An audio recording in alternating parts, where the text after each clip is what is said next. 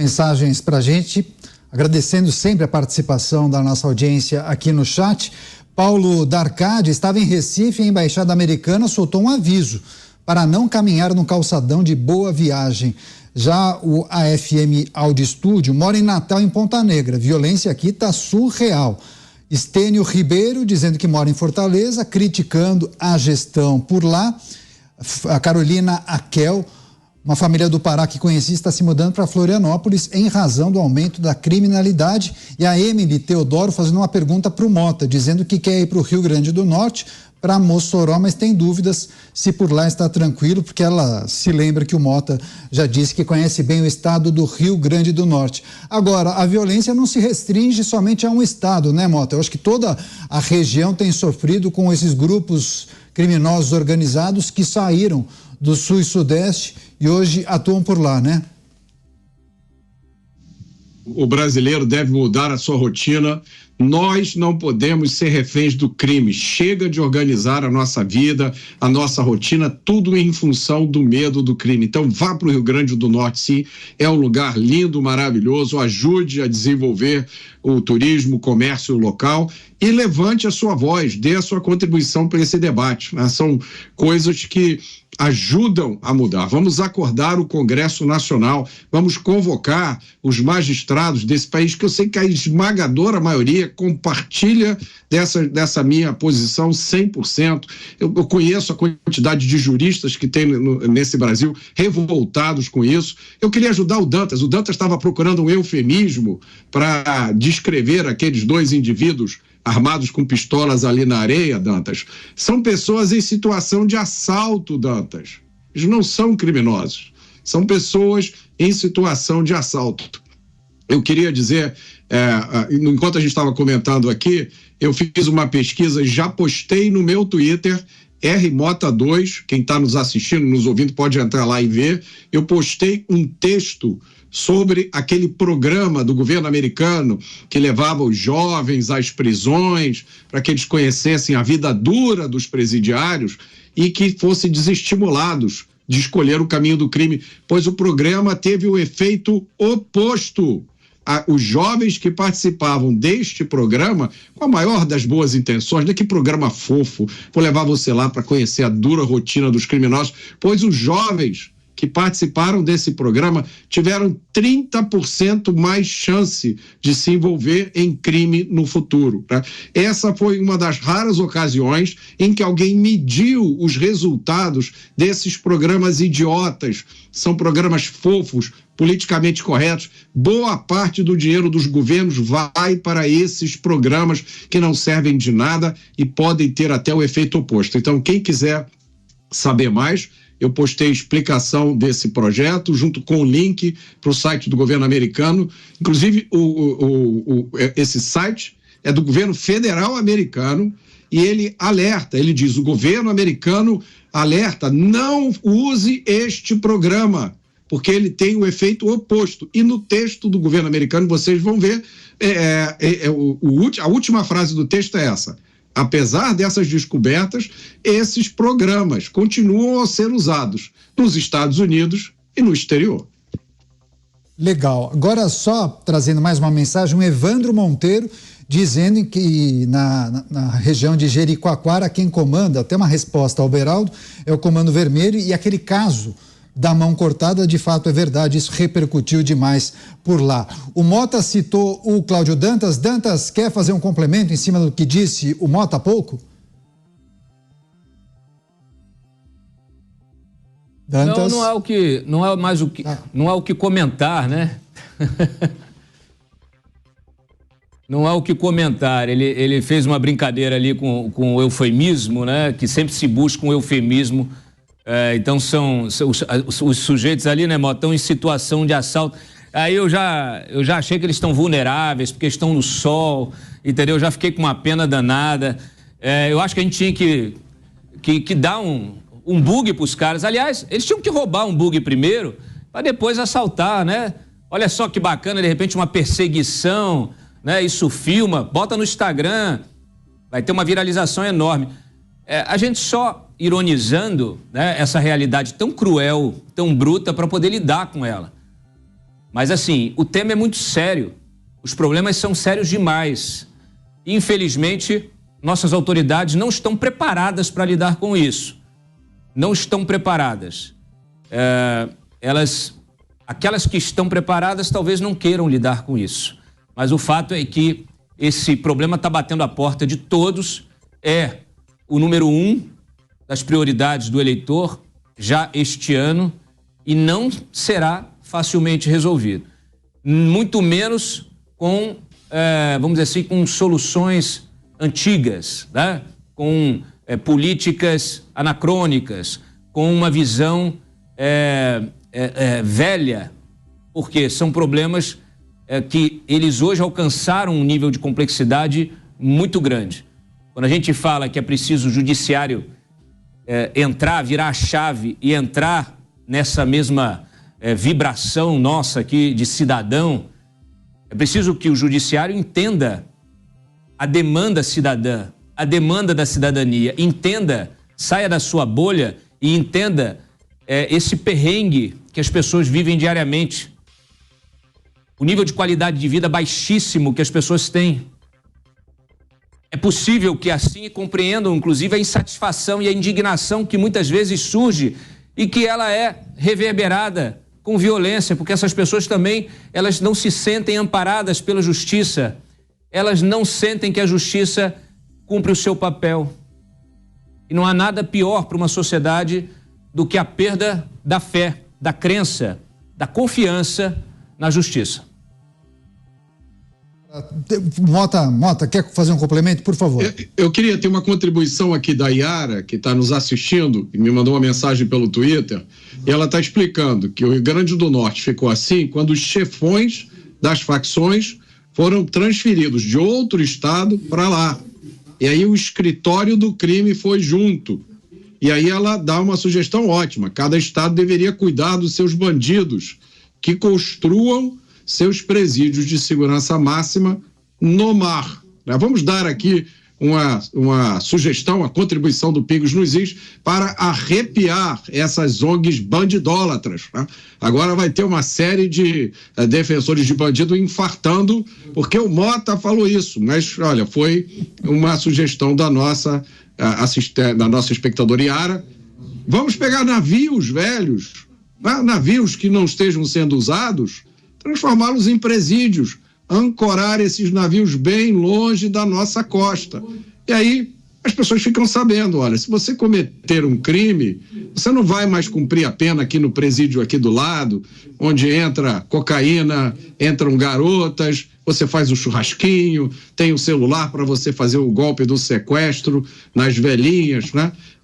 Eu estou pensando aqui em todos aqueles criminosos maravilhosos que ligavam para minha mãe, de 89 anos, quando ela viva, ligava às 2h da manhã, com toda a gentileza, com todo o amor, né? Tinha sempre um vagabundo fingindo que era eu ou algum outro filho, dizendo: seu filho está aqui amarrado, nós vamos matá-lo.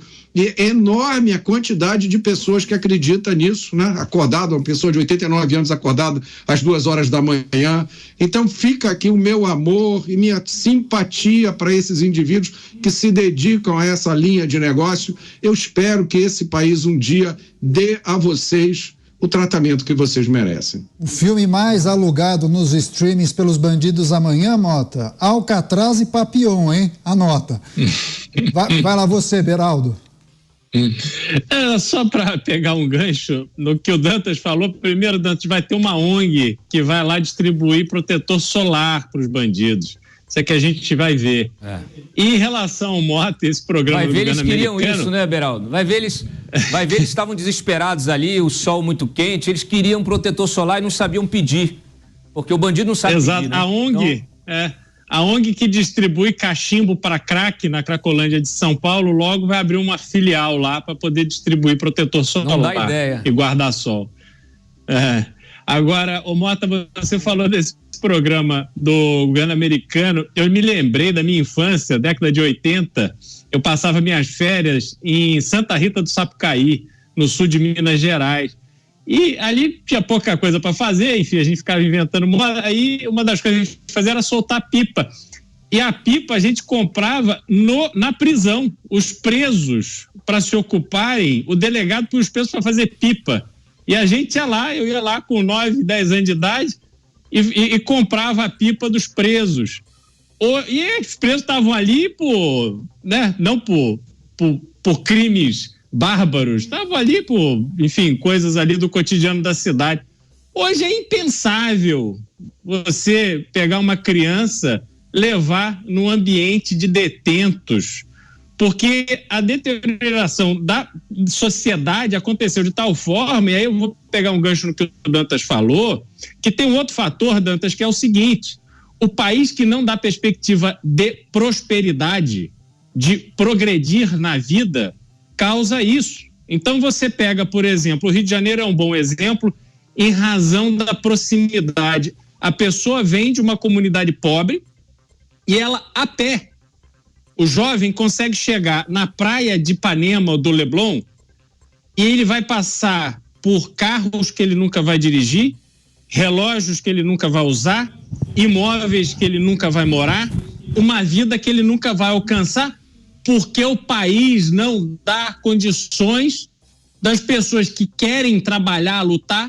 progredir. Você é empurrado para baixo. E a classe média é empurrada para baixo. Os pobres são empurrados para baixo. Só quem não é empurrado para baixo é aquela pequena quantidade de pessoas que são amigas do poder. Aos amigos do poder, tudo.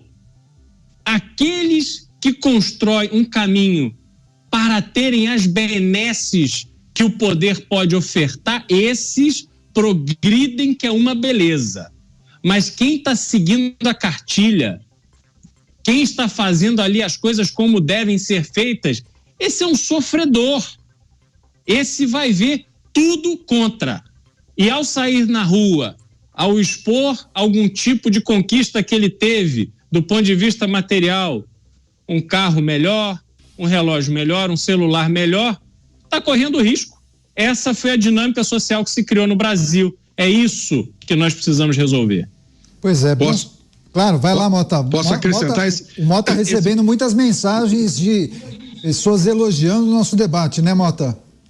Alguém tem que dizer essas coisas, né, Caniato?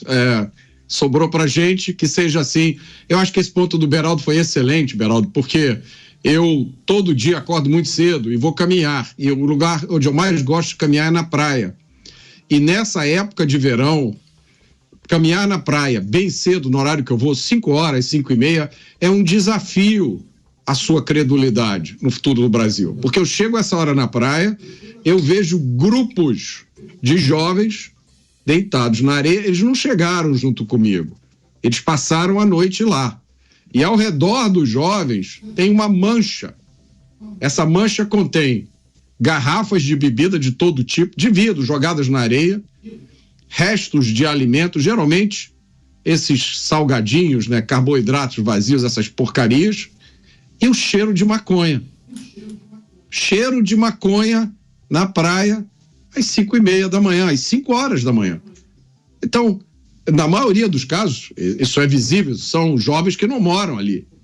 Eles vieram de longe.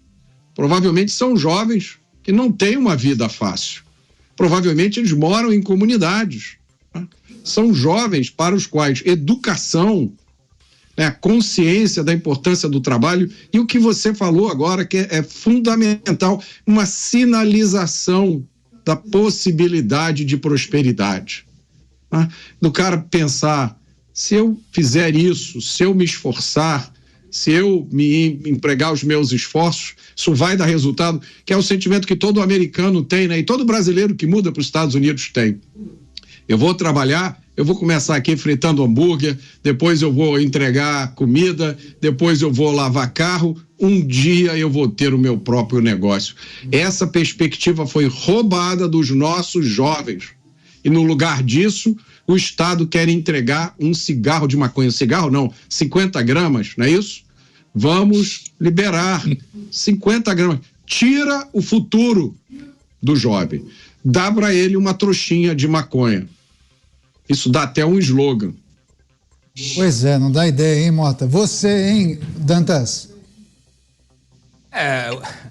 Nada melhor do que você entorpecer, né, a sociedade, justamente os jovens, aqueles que querem mudar o mundo, né, aqueles que se confrontam a realidade, não concordam com essa realidade, querem mudar essa realidade, tem aquela energia da juventude, e aí você entorpece esses jovens, bota bastante droga na cabeça desses jovens e eles esquecem que precisam ganhar a vida, que precisam estudar e que precisam lutar. Pão e circo numa nova roupagem, né? Dos últimos 3 programas que eu fiz do Ponto Final, Daniel, eu fiz grandes discussões de políticas públicas aqui nos estúdios da PAN em Brasília. Por incrível que pareça, nas 3 vezes a questão do judiciário, da participação do judiciário, ela foi mencionada.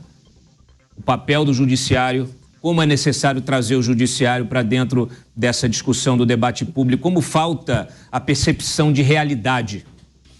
Como falta a percepção de realidade. Porque, assim, as autoridades, o sistema, quem está dentro do sistema vive numa ilha da fantasia.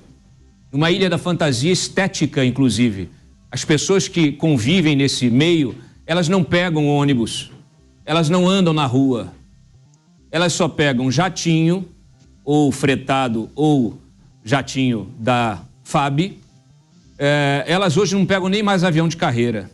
Quando pegam um avião de carreira, elas entram por uma área, né, sobem uma escada que ninguém vê, dão um jeitinho dela subir para não pegar a fila e vão lá para a primeira classe. Mas isso é muito raro hoje. Normalmente elas não convivem com a realidade bruta.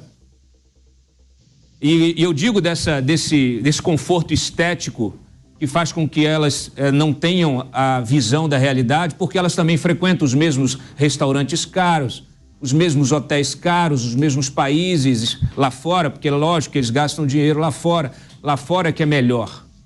Por isso que eu sempre falo que a nossa elite, boa parte da nossa elite é medíocre, porque ela, em vez de olhar o seu país e imaginar um país grande, uma nação de verdade, e exercer o seu cargo, o seu papel com aquela integridade moral para que sirva de exemplo a ser seguido para esse jovem, ela não está nem aí.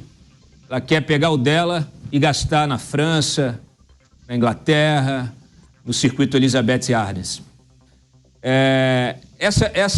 Essa dificuldade, esse distanciamento, ele faz com que as decisões do judiciário, elas não estejam próximas da demanda da sociedade.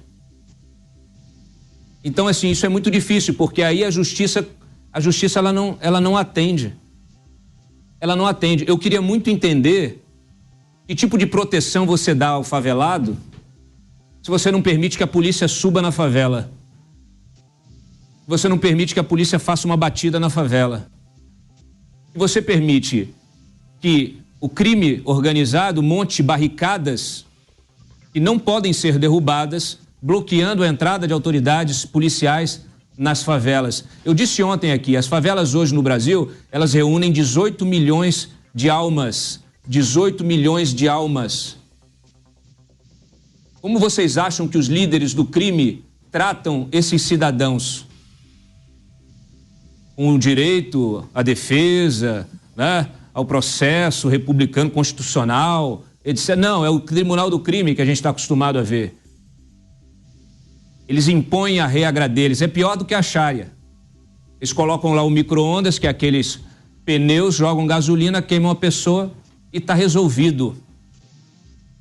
Eles tratam como jovens, mulheres, adolescentes, que viram escravas do sexo para esses líderes criminosos. E os jovens viram soldados, passam a integrar esse exército desde garotinhos, como aviões, com outras funções ali para chamar atenção, para ficar de olheiro. Então eu fico assim arrasado, porque isso é uma brutalidade. Você não ter a percepção do que é a justiça para o favelado e você se deixar levar por essa narrativa glamourizada da turma do Leblon, realmente, olha, é uma limitação enorme para uma sociedade que enfrenta um dilema tão grande como esse. Eu vou passar para o Beraldo, mas antes, só a mensagem da Elizabeth Raimundo, dizendo que o grande percentual dos neném, aqueles jovens que não estudam e nem trabalham, pode ajudar a explicar também essas cenas que nós vimos em Fortaleza. Você, Beraldo? Eu queria só comentar nessa linha que o Dantas mencionou sobre a distância das pessoas em posição de poder da realidade dos brasileiros. Isso foi uma mudança muito abrupta e também, de uma certa forma, muito recente. Ô Dantas, eu me lembro, eu, jovem, convivia muito com o ex-ministro do STF, que também foi ministro da Justiça, Oscar Dias Correia.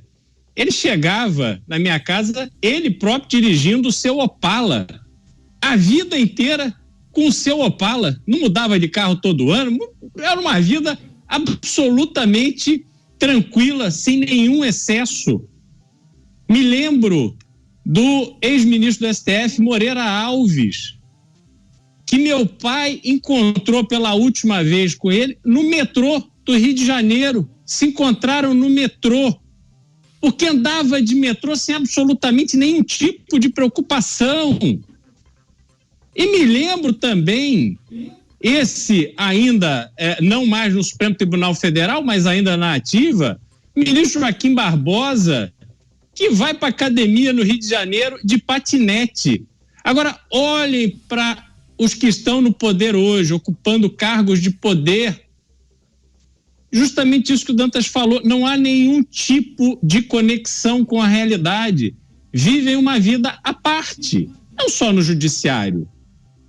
Então, quando você não tem a temperatura da rua, quando você não consegue saber como é que as coisas estão acontecendo, como é que as decisões estão repercutindo, como é que as coisas estão acontecendo para a população, aí realmente não há como você ver decisões tomadas em favor da população.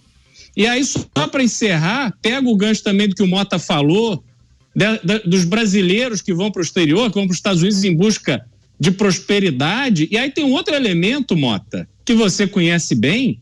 Quando você está num país onde a taxa de juros é justa, ou seja, o preço do dinheiro é justo, aonde a polícia é respeitada, aonde existe boa educação, aonde as instituições são confiáveis para a população, as pessoas também não querem ser bilionárias, não. O que as pessoas querem é viver bem, de forma decente, ter uma boa casa, dirigir um bom carro.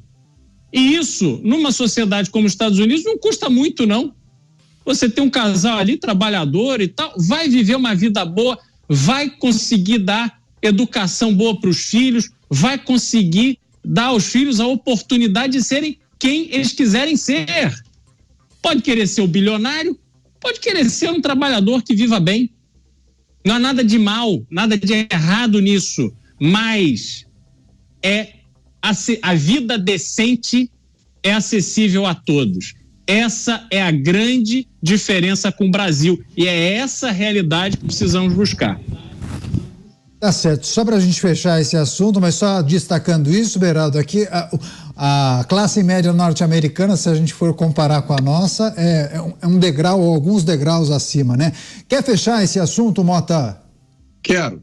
Eu quero dizer que, na minha experiência, de quem buscou entender o que acontece no Brasil, eu andei pelo Brasil inteiro e conversei com muita gente e, na minha experiência, a maioria dos juízes pensa exatamente como a gente. O que acontece é que existe um mecanismo hoje que pune o juiz, que não se enquadrar nessa linha. Eu, outro dia, recebi uma carta de uma magistrada, eu não disse qual era o nome, mas eu li no programa que eu tenho aí no YouTube, e ela disse, olha, o pior do nosso sistema de justiça é o massacre que é feito com os juízes que não se alinham com a máxima de que o bandido é uma vítima da sociedade. Eu fui juíza de execução penal e perdi as contas de quanto quantos procedimentos administrativos disciplinares eu respondi por não concordar com essa política de soltar preso no atacado. O sistema é muito mais bruto do que supõe quem está do lado de fora.